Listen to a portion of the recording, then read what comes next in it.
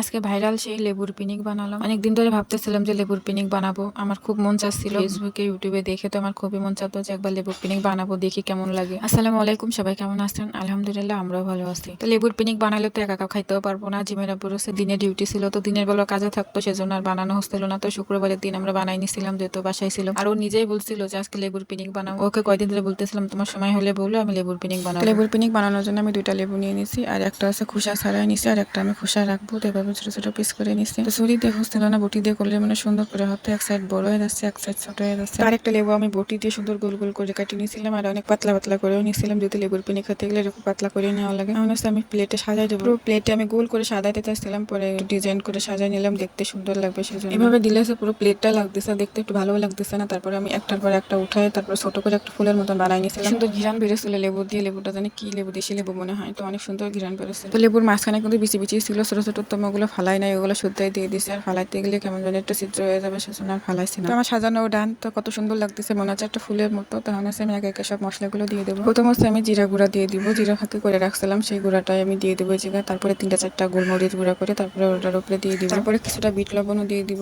জানি না কেমন লাগে এটা লেবুর পিনিকটা খেতে, আমি ইউটিউব দিয়ে দেখে এসে তারপরে বানাচ্ছিলাম। এমনি আমরা যেভাবে ভর্তা বানাই খাই সেভাবে বানাই খেলে মানে বেশি ভালো লাগতো। তারপরে ভাবছিলাম যে একটু জানি লেবুর পিনিক খেতে জানি কত মজা লাগে, তো সেজন্য আমি সবকিছু একে দিয়ে দিচ্ছি। তারপরে জায়গায় আমি লবণ দিচ্ছিলাম, রান্নায় যে লবণ ব্যবহার করে সেটা। তারপরে সামান্য চিনি দিয়ে দিচ্ছিলাম। চিনিটা না দিলেও হয়, চিনিটা জিমেরা টক জিনিসে চিনি খাইতে চায় না, তাও আমি অল্প করে দিয়ে দিচ্ছিলাম। তারপরে এই জায়গায় আমি লাল মরিচের গুঁড়া দিয়ে দিব। মরিচ খুব অল্প করে দিতে চাইছিলাম, তারপরে যেন বেশি পড়ে গেছিল মরিচ। তারপরে এই জায়গায় আমি তেল ছাড়া ভাজি করছিলাম, মানে চিলি ফ্লেক্স করে যেটা, তেল ছাড়া আমি ভাজে তারপরে ব্লেন্ডার করে গুঁড়া করে নিজে সেটা দিয়ে দিব কিছুটা পরিমাণে। দেখে কতটা লোভনীয় লাগতেছে। তো আমার পুরো বানানো শেষ, সবকিছু দেওয়া শেষ, যেটা আর কিছু দিব না আমি। তো আমি একটু ঢং করতেছিলাম এটা নিয়ে, দেখে মনে হচ্ছে ঝাল বেশি পড়ে গেছে। তো আগে আমি জিমেরা পুরো খাওয়াই নেবো, তারপরে আমি খাবো। আগেও টেস্ট করে কবে কেমন হয়েছে তারপরে আমি খাবো। তো চলেন দেখিও কি বলে।